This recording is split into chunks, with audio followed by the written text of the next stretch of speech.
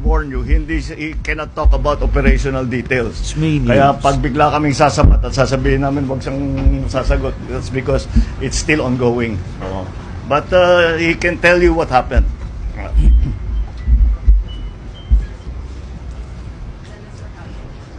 Ano po nangyari sa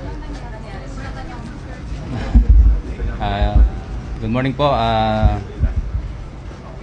Paglala ka, Nakabahan siya, sir?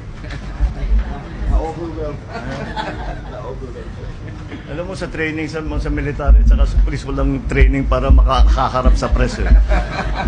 Kahit kumarap sa bala, kaya namin, pero kumarap sa press. So, magandang umaga po sa ating lahat sa ating mahal na Pangulo, sir, sa lahat mo narito. Sa ngayon po, hindi pa po kami